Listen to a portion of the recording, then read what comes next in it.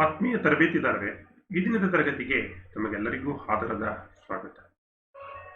Dear trainees, welcomes you all for today classes. ಈ ತರಗತಿಯಲ್ಲಿ ಮಕ್ಕಳೇ we will discuss oxyacetylene flame and its types. ಈಗಾಗಲೇ oxyacetylene gas welding tools, equipments, safety, cylinders ಬಗ್ಗೆ ನಾವೆಲ್ಲ ತಿಳ್ಕೊಂಡು ಈ ಆಕ್ಸಿಅಸಿಟಲಿನ್ ಫ್ಲೇಮ್ಸ್ ಅನ್ನ ಬಳಸ್ಕೊಂಡು ನಾವು ಬೇರೆ ಬೇರೆ ವೆಲ್ಡಿಂಗ್ ಪ್ರೋಸೆಸ್ ಅನ್ನು ಮಾಡ್ತೀವಿ. ಬೇರೆ ಬೇರೆ ಮೆಟಲ್, ಫೆರಸ್ ಆರ್ ನಾನ್ ಫೆರಸ್ ಮೆಟಲ್ ಅನ್ನ ನಾವು ವೆಲ್ಡಿಂಗ್ ಅನ್ನು ಮಾಡ್ತೀವಿ, ಗ್ಯಾಸ್ ಕಟ್ಟಿಂಗ್ ಅನ್ನ ನಾವು ಮಾಡ್ತೀವಿ. ಈ ಫ್ಲೇಮ್ಸ್, ಆಕ್ಸಿಅಸಿಟಲಿನ್ ಫ್ಲೇಮ್ಸ್ ಅಂದ್ರೆ ಏನು, ಅದರಲ್ಲಿ ಯಾವ ರೀತಿ ಫ್ಲೇಮ್ಸ್ ಇದೆ, ಯಾವ ಫ್ಲೇಮ್ ಅನ್ನು ಎಲ್ಲಿ ನಾವು ಬಳಸ್ತೀವಿ ಅನ್ನೋದನ್ನ ಈ ತರಗತಿಯಲ್ಲಿ ನೋಡ್ತಾ ಹೋಗೋಣ. At the end of this lesson you shall be able to state oxyacetylene flame. Oxyacetylene flame ಅಂದ್ರೆ ಏನು? Name the types of oxyacetylene flame. Now let us come to the flame. Flame ಅಂದ್ರೆ ಗೊತ್ತು, ಜ್ವಾಲೆ ಅಂತ ನಾವು ಕರಿತೀವಿ. ಬೆಂಕಿಯ ಜ್ವಾಲೆಗೆ ಫ್ಲೇಮ್ ಅಂತ ನಾವು ಕರಿತೀವಿ. ಈ ಬೆಂಕಿಯ ಜ್ವಾಲೆಗೂ ನಮ್ಮ ವೆಲ್ಡಿಂಗ್ ಪ್ರೋಸೆಸ್ಗೂ ಏನು ಸಂಬಂಧ?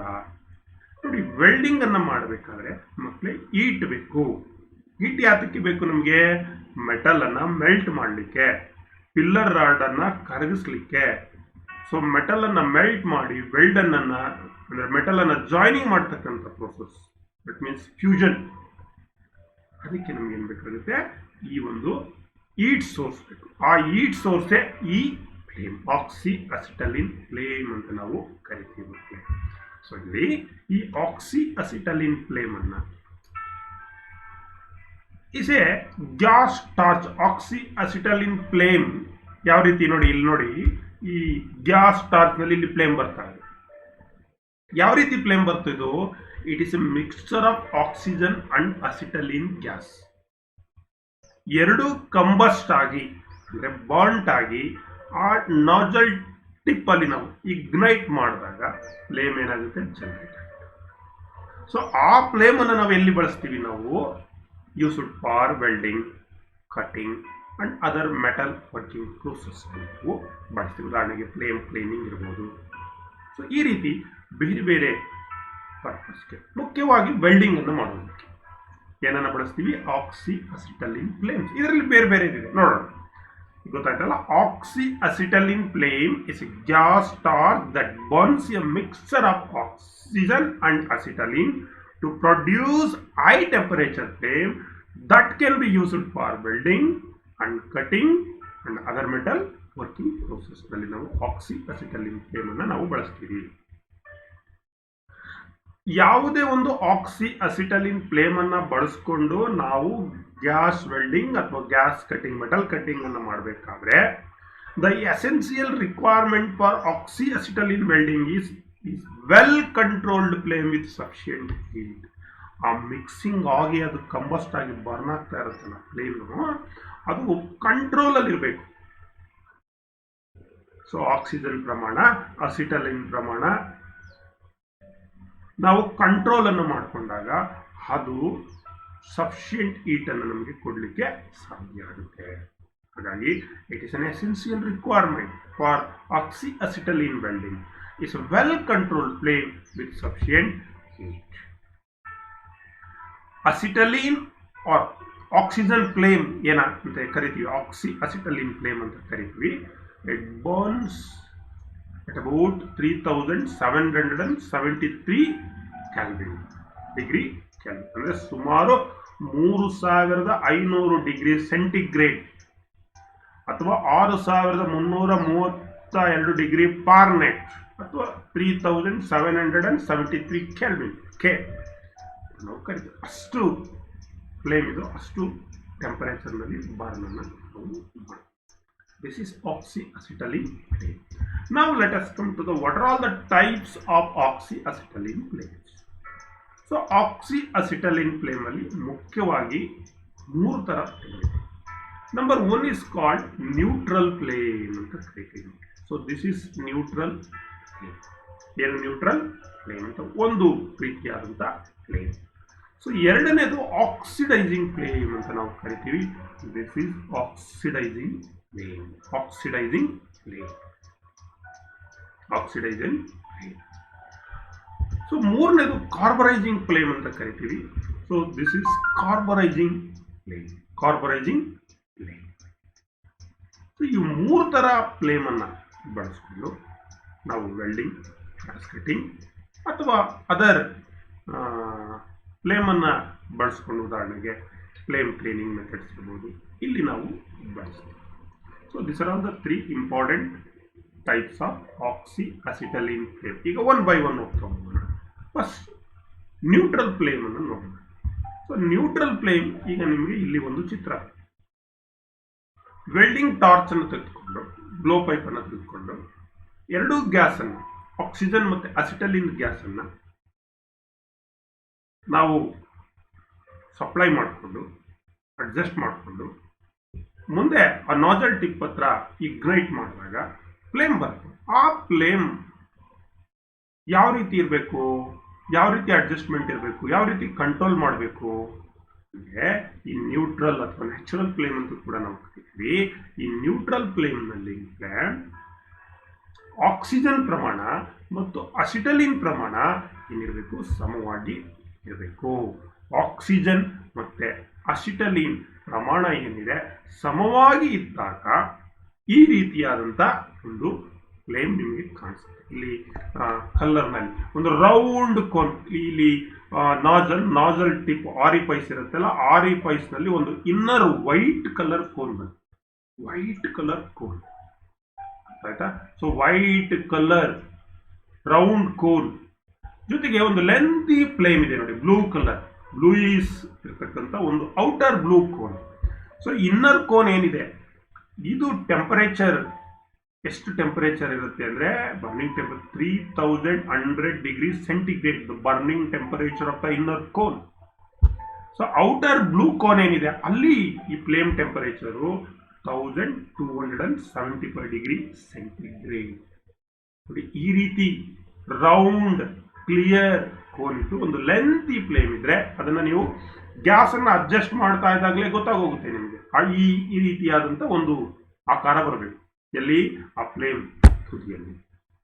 ಅಂದರೆ it contains oxygen and acetylene is in equal proportions. ಯಾವಾಗ ನಾವು ಆಕ್ಸಿಜನ್ ಮತ್ತು ಅಸಿಟಲಿನ್ ಗ್ಯಾಸ್ ಅನ್ನು ಏನು ರಿಲೀಸ್ ಮಾಡ್ತೀವಿ ಅದು ಈಕ್ವಲ್ ಆಗಿರುತ್ತೋ, ಆ ಈಕ್ವಲ್ ಆಗಿ ಬಂದಾಗ ಅದು ಮಿಕ್ಸಿಂಗ್ ಚೇಂಬರಲ್ಲಿ ಮಿಕ್ಸ್ ಆಗಿ ಹೊರಗಡೆ ಬರುತ್ತೆ. ಅದನ್ನು ಇಗ್ನೈಟ್ ಮಾಡ್ತೀವಿ. ಯಾವಾಗ oxygen and acetylene equal proportion ಇರುತ್ತೋ ಅಂಥ ಒಂದು ಫ್ಲೇಮನ್ನು ನಾವು ನ್ಯೂಟ್ರಲ್ ಫ್ಲೇಮ್ ಅಂತ ನಾವು ಕರಿತೀವಿ. ಈ ಒಂದು ಫ್ಲೇಮಲ್ಲಿ ಮಕ್ಕಳೇ ಯಾವುದೇ ರೀತಿಯಾದಂಥ ಬ್ಯಾಡ್ ಎಫೆಕ್ಟ್ ವೆಲ್ಡ್ ಮೇಲೆ ಆಗಲಿ ಮೆಟಲ್ ಮೇಲೆ ಆಗಲಿ ಆಗಲ್ಲ. It's a standard practice for all welding. Maximum ಪ್ರೋಸೆಸ್ನಲ್ಲಿ ನಾವು ನ್ಯೂಟ್ರಲ್ ಫ್ಲೇಮನ್ನು ಬಳಸ್ತೀವಿ because it has no bad effect on the weld metal.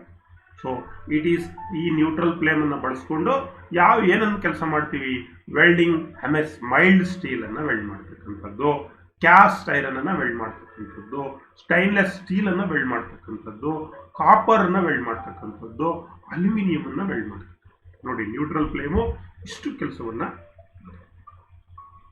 ಇದರಲ್ಲಿ ಆಕ್ಸಿಜನ್ ಮತ್ತು ಅಸಿಟಲಿನ್ ಪ್ರಮಾಣ ಎಷ್ಟು ಇರುತ್ತೆ ಅಂದರೆ, ಆಕ್ಸಿಜನ್ ಅಂದರೆ O2, ಅಸಿಟಲಿನ್ ಅಂದರೆ C2H2 ಅಂತ ಈಗಾಗಲೇ ತಿಳ್ಕೊಂಡಿದ್ದೀವಿ ನಾವು.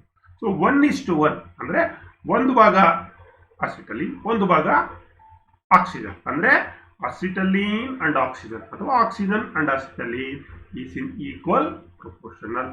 That flame is called neutral plane ಅಂತ ನಾವು ಕರಿತೀವಿ. ಸೊ ಇಲ್ಲಿ ನೋಡಿ, so this is neutral flame. So inner cone ಇದೆ, ರೌಂಡ್ ಕ್ಲಿಯರ್ ಕೋನ್ ಇದೆ, ಅದಾದಮೇಲೆ ಒಂದು ಲೆಂತಿ ಫ್ಲೇಮನ್ನು ನಾವು ಕಾಣ್ತಾ ಇದ್ದೀವಿ. ಸೊ ಇನ್ನರು ಏನು ಕೋನ್ ಕಾಣಿಸ್ತಾ ಇದೆ ಅದು ವೈಟ್ ಕಲರ್ ಇದೆ, ಔಟರ್ ಏನಿದೆ ಅದು ಬ್ಲೂಯಿಶ್ ಕಲರ್ ನಾವು ಕಾಣ್ತಾ ಇದ್ದೀವಿ, ಲೆಂತಿ ಫ್ಲೇಮ್. ಇನ್ನು ಎರಡನೇದು, ಇಲ್ಲಿ ಒಂದು ನಿಮಗೆ ಚಿತ್ರ ಕಾಣ್ತಾ ಇದೆ ಮಕ್ಕಳೇ. ಈ ಚಿತ್ರದಲ್ಲೂ ಕೂಡ ನಿಮಗೆ ಒಂದು ಇನ್ನರ್ ವೈಟ್ ಇದೆ, ಔಟರ್ ಒಂದು ಬ್ಲೂ ಕಲರ್ ಇರ್ತಕ್ಕಂಥ ಒಂದು ಫ್ಲೇಮ್ ಅನ್ನು ನಾವು ಇಲ್ಲಿ ನೋಡ್ತಾ ಇದ್ದೀವಿ. ಈ ಇನ್ನರ್ ಕೋನ್ ಏನಿದೆ, ವೈಟ್ ಕೋನ್ ಏನಿದೆ, ಆಕ್ಸಿಡೈಸಿಂಗ್ ಫ್ಲೇಮ್ನಲ್ಲಿ ಟೆಂಪರೇಚರ್ ಜಾಸ್ತಿ ಇರುತ್ತೆ. ಎಷ್ಟು? 3300 to 3500 ಡಿಗ್ರಿ ಸೆಂಟಿಗ್ರೇಡ್. ಔಟರ್ ಕೋನು ಇಲ್ಲೂ ಕೂಡ ಎಷ್ಟಿದೆ? 3300 to 3500 ಡಿಗ್ರಿ. ಎರಡೂ ಒಂದೇ ಆಲ್ಮೋಸ್ಟ್ ಈಕ್ವಲ್. ಈ ಆಕ್ಸಿಡೈಸಿಂಗ್ ಫ್ಲೇಮ್ ಅಂತ ನಾವೇನು ಕರಿತೀವಿ ಫ್ಲೇಮ್, ಈ ಇನ್ನರ್ ಕೋನ್ ಏನಿದೆ ಹಿಂಗೆ ಪಾಯಿಂಟೆಡ್ ಆಗಿರುತ್ತೆ, ಚೂಪಾಗಿರುತ್ತೆ. ನೋಡಿ ಇಲ್ಲಿ ನಾನು ಇಲ್ಲಿ ತೋರಿಸ್ತಾ ಇದ್ದೀನಿ. ಅದರ ಮೇಲೆ ಔಟರ್ ಎನ್ವಲಪ್ ನ್ಯಾರೋ ಇರತಕ್ಕಂಥ ಒಂದು ಔಟರ್ ಎನ್ವಲಪ್ ಫ್ಲೇಮ್ ಅನ್ನು ನಾವು ಬ್ಲೂಯಿಸ್ ಕಲರ್ ಅಲ್ಲಿ ಕಾಣಿಸ್ತೀವಿ. ಹಿಂದೆ ನ್ಯೂಟ್ರಲ್ ಫ್ಲೇಮ್ ಅಲ್ಲಿ ರೌಂಡ್ ಇತ್ತು, ಇದರಲ್ಲಿ ಚೂಪ್ ಇರುತ್ತೆ, ಅಂದ್ರೆ ಪಾಯಿಂಟೆಡ್ ಕೋನ್ ಅನ್ನು ನಾವು ಕಾಣ್ತೀವಿ. ಸೊ ಇನ್ ವಿಚ್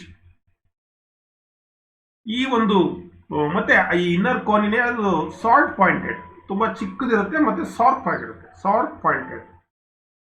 ಮತ್ತೆ ಫ್ಲೇಮ್ ಕೂಡ ಚಿಕ್ಕದು. ನೋಡಿ ಅಷ್ಟು ಹಿಂದೆ ನಾವು ನ್ಯೂಟ್ರಲ್ ಫ್ಲೇಮ್ ಅಲ್ಲಿ ನೋಡಿದ್ವಲ್ಲ, ಇಲ್ಲಿವರೆಗೆ ತೋರಿಸಿದೆ. ಇಲ್ಲಿ ನೋಡಿ ಇದು ಫ್ಲೇಮ್ ಏನಿದು ತುಂಬಾ ಚಿಕ್ಕದಿದೆ. ಇಲ್ಲಿ ಮತ್ತೆ ಆಕ್ಸಿಡೈಸಿಂಗ್ ಫ್ಲೇಮ್ ಅಂದ್ರೆ ಈ ಅಸಿಟಲಿನ್ ಪ್ರಮಾಣಕ್ಕಿಂತ ಆಕ್ಸಿಜನ್ ಪ್ರಮಾಣ ಏನಿರುತ್ತೆ ಜಾಸ್ತಿ ಇರುತ್ತೆ.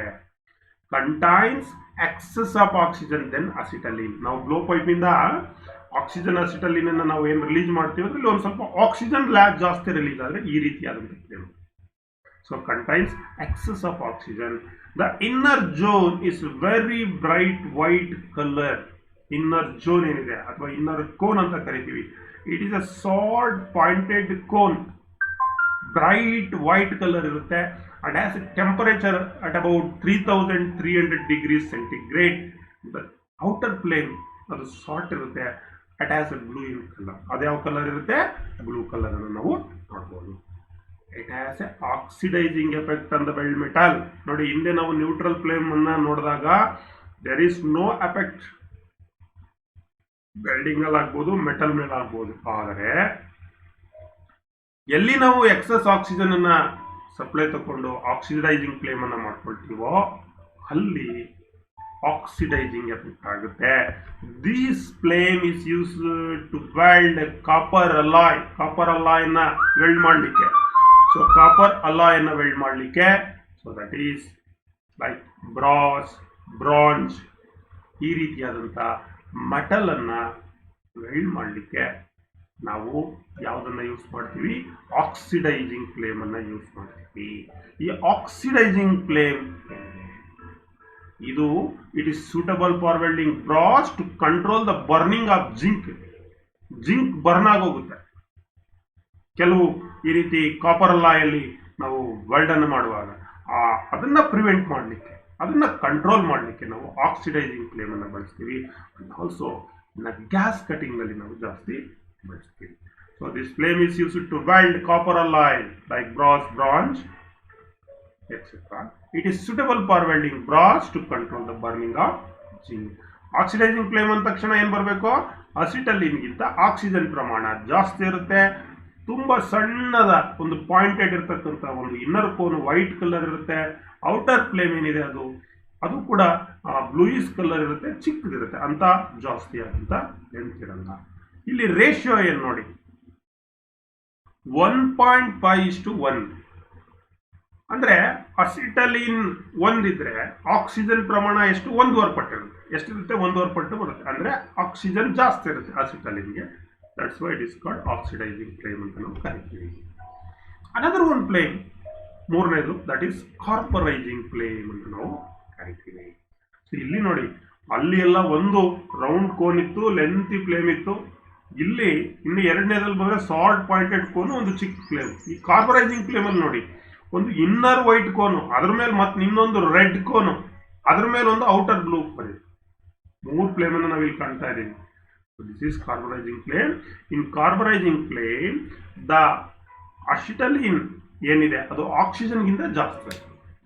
ಆಕ್ಸಿಜನ್ ಪ್ರಮಾಣಕ್ಕಿಂತ ಅಸಿಟಲಿನ್ ಪ್ರಮಾಣ ಜಾಸ್ತಿ ಇದ್ರೆ ಅದನ್ನು ನಾವು ಎಂತ ಫ್ಲೇಮ್ ಅಂತ ಕರಿತೀವಿ? ಕಾರ್ಬರೈಸಿಂಗ್ ಫ್ಲೇಮ್ ಅಂತ ನಾವು ಕರಿತೀವಿ. ಓಕೆ, ಸೊ ದಿಸ್ ಈಸ್ ಒಂದು ಫೆದರ್, ಅಸಿಟಲಿನ್ ಫೆದರ್ ಟೈಪ್ ಇರುತ್ತೆ, ಇಂಟರ್ಮೀಡಿಯೇಟ್ ಕೋನ್, ಅದ್ರ ಮೇಲೆ ಒಂದು ಬ್ಲೂ ಎನ್ವಲಪ್ ಇರುತ್ತೆ.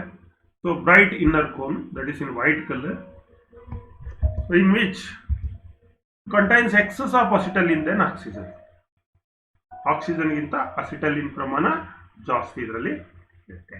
ಇದರಲ್ಲಿ carburising effect due to excess acetylene, ಇದು ಕಾರ್ಬರೈಸಿಂಗ್ ಎಫೆಕ್ಟ್ ಆಗುತ್ತೆ ಈ ಒಂದು ಫ್ಲೇಮ್ ಅನ್ನು ನಾವು ಬಳಸ್ಕೊಂಡು ವೆಲ್ಡಿಂಗ್ ಅನ್ನು ಮಾಡೋದ್ರಿಂದ.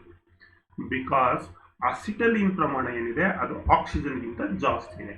So it has a carburising effect on weld of steel, causing hard and brittle and weak weld.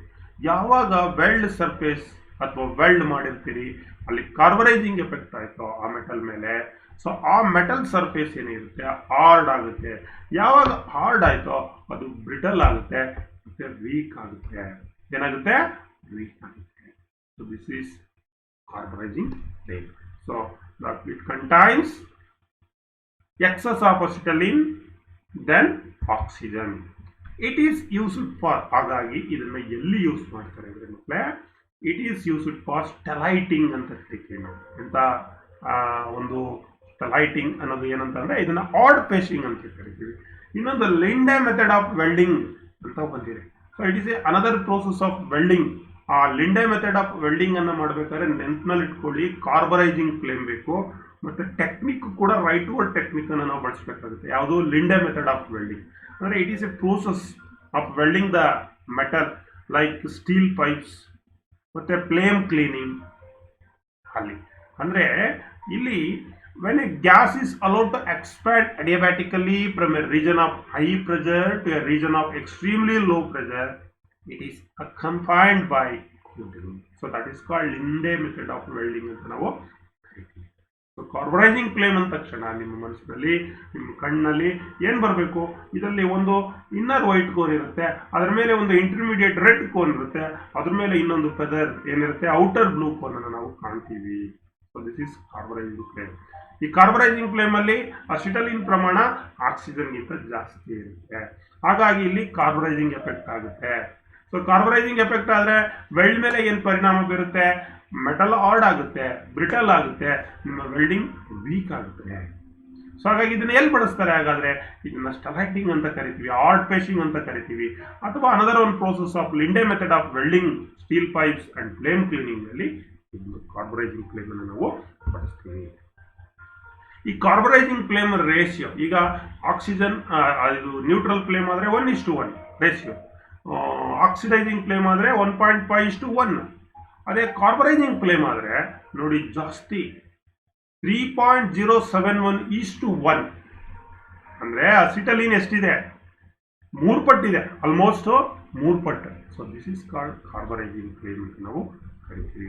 Ratio is less than 3.071:1. ಈ types of oxy acetylene flame ಈಗ ಮೂರನ್ನು ನಾವು ತಿಳ್ಕೊಂಡ್ವಿ. ಇದರಲ್ಲಿ ಇಂಪಾರ್ಟೆಂಟ್ ಅಂದರೆ ಈ ಫ್ಲೇಮನ್ನು ನಾವು ಸೆಲೆಕ್ಷನ್ ಅನ್ನು ಮಾಡ್ಕೊಳ್ತಕ್ಕಂಥದ್ದು it is based on the metal to be welded. ಯಾವ ವರ್ಕ್, ಯಾವ ವೆಲ್ಡ್, ಯಾವ ಮೆಟಲ್ ಕಟಿಂಗ್, ದಟ್ ಮೀನ್ಸ್ ಸಂಪೂರ್ಣವಾಗಿ the selection of the flame is based on the metal to be welded.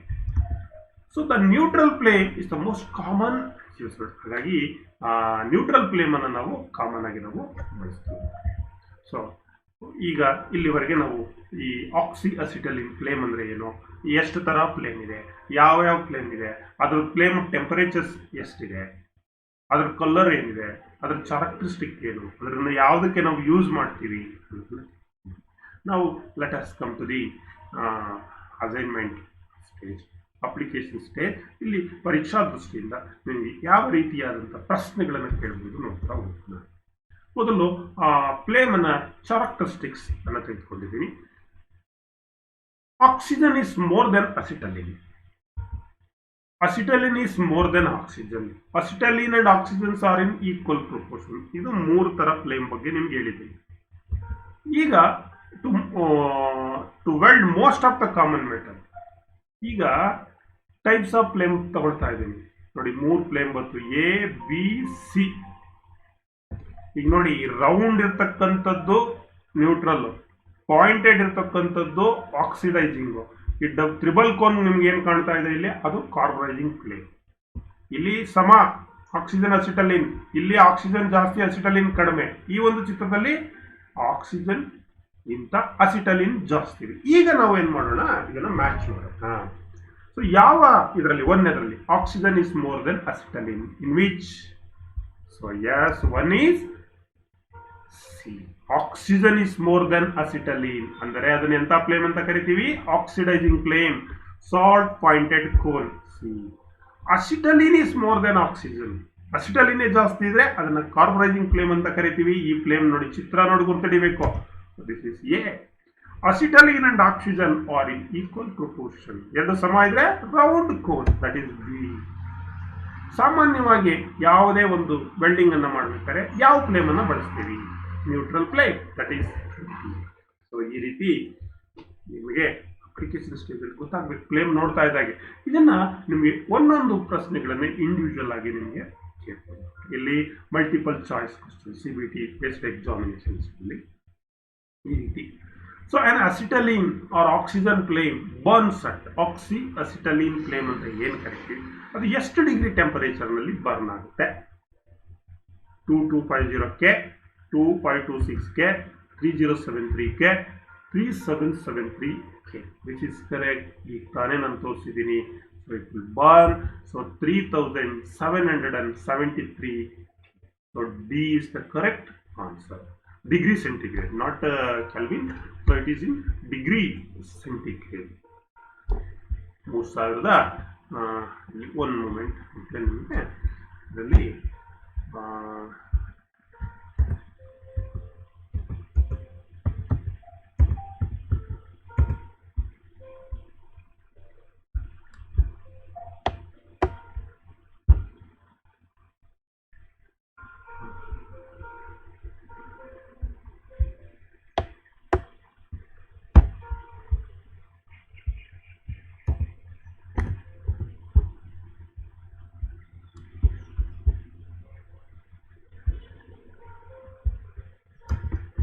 So ಇಲ್ಲಿ acetylene or oxygen flame burns at dash degree Kelvin ಅಂತ ಹೇಳಿದ್ರೆ 2250, 2526, 3073, 3773. The correct one is D, 3773 degree kelvin.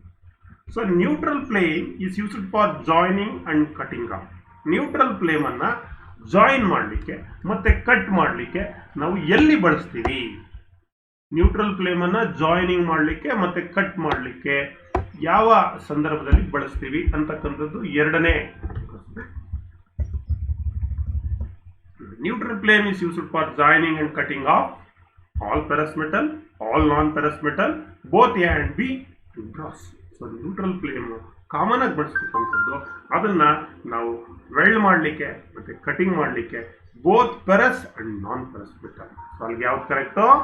S, is the correct answer, both A and B. So the welder used the dash flame as a starting point for all other flame adjustment. So weld ಮಾಡ್ತಕ್ಕಂಥ welder ಯಾವ flame ಅನ್ನ starting point ಬಳಸ್ತಾರೆ? Flame ಅನ್ನ dash the flame as the starting point of all other flame adjustment. ಬೇರೆ flame ಅನ್ನ adjustment ಮಾಡಬೇಕಾದ್ರೆ ಏನನ್ನ ಮಾಡ್ತಾರೆ? Dash flame as the starting point. So reducing, neutral, oxidizing, none of the above. The welder used the neutral flame as a starting point for all other flame adjustment. So starting point ನಲ್ಲಿ welder ಯಾವ flame ಅನ್ನ set ಮಾಡ್ತಾನೆ? Neutral flame ಅನ್ನ set ಮಾಡಿಕೊಂಡು ಬೇರೆ flame adjustment ಅನ್ನ. So that is B is the correct answer. Oxygen to acetylene ratio in case of oxidizing flame. Oxidizing flame ಅಂದ್ರೆ ಹೇಳಿದೆ ನಾನು, ಆಕ್ಸಿಜನೇ ಜಾಸ್ತಿ ಇರುತ್ತೆ, ಅಸಿಟಲಿನ್ ಕಡಿಮೆ ಇರುತ್ತೆ. ಅಂದ್ರೆ ಎಷ್ಟು ಜಾಸ್ತಿ ಇರುತ್ತೆ? 1.5 ಪಟ್ಟು ಜಾಸ್ತಿ ಇರುತ್ತೆ. ಒಂದು ಭಾಗ ಅಸಿಟಲಿನ್ ಇದ್ರೆ ಆಕ್ಸಿಜನ್ ಎಷ್ಟಿರುತ್ತೆ? 1.5 ಇರುತ್ತೆ. ಅದನ್ನ ನಾವು ಆಕ್ಸಿಡೈಸಿಂಗ್ ಫ್ಲೇಮ್ ಅಂತ ಕರಿತೀವಿ. ಇಲ್ಲಿ ಆನ್ಸರ್ ನೋಡೋಣ. 1:1, 1.2:1, 1.5:1, 2:1, which is correct. 1.5:1. C is the correct answer. 1.5 ಪಟ್ಟು ಜಾಸ್ತಿ ಇರುತ್ತೆ. ಯಾವುದು? Oxygen, acetylene. So which of the following flame is the hottest flame? ತುಂಬಾ ಹಾಟೆಸ್ಟ್ ಫ್ಲೇಮ್, ಟೆಂಪರೇಚರ್ ಜಾಸ್ತಿ ಇರ್ತಕ್ಕಂಥದ್ದು. A reducing flame, neutral flame, oxidising flame, all have A same temperature? ಇಲ್ಲ, ಬೇರೆ ಬೇರೆ ಟೆಂಪರೇಚರ್ ಇರುತ್ತೆ. ತುಂಬಾ ಹಾಟೆಸ್ಟ್ ಫ್ಲೇಮ್ ಅಂದ್ರೆ ಈ ಉದಾಹರಣೆಗೆ ನಾವು ಮೆಟಲ್ ಕಟ್ ಮಾಡ್ತೀವಲ್ಲ, ಅಲ್ಲಿ ತುಂಬಾ ಹಾಟೆಸ್ಟ್ ಇರಬೇಕು, ತುಂಬಾ ಫ್ಲೇಮ್ ಟೆಂಪರೇಚರ್ ಜಾಸ್ತಿ ಇರಬೇಕು. So that is oxidising flame ಅಂತ ಕರಿತೀವಿ. ಯಾವ ಫ್ಲೇಮ್ ಅದು? Oxidising flame. In oxidising flame the colour of inner cone. Oxidising flame ಅಂತ ತೋರಿಸ್ತೆ. ಇನ್ನರ್ ಕೋನ್ ಯಾವ ಕಲರ್ ಇರುತ್ತೆ? Light blue, dark blue, bright white colour, red. ಯಾವ ಕಲರ್ ಇರುತ್ತೆ? ಸೊ ಬ್ರೈಟ್ ವೈಟ್ ಕಲರ್ ಇರುತ್ತೆ inner cone oxidising flame. So ಈ ರೀತಿ ಪ್ರಶ್ನೆಗಳನ್ನ ನಿಮಗೆ ಎಕ್ಸಾಮ್ನಲ್ಲಿ ಕೇಳ್ಬೋದು. ಇದು ನಿಮಿ first year fitter hot red welding ಟಾಪಿಕ್ನಲ್ಲಿ ನಿಮಗೆ ಈ ಒಂದು ಟಾಪಿಕ್ ಬರುತ್ತೆ. ಸೊ ನಿಮಿ ಫಸ್ಟ್ ಇಯರ್ ಬುಕ್ನಲ್ಲಿದೆ, ರೆಫರ್ ಮಾಡಿ. So thanks to one and all for hearing the skill. ಎಲ್ಲರಿಗೂ ಧನ್ಯವಾದಗಳು ಮಕ್ಕಳೇ. ಎಲ್ಲರಿಗೂ ಶುಭವಾಗಲಿ.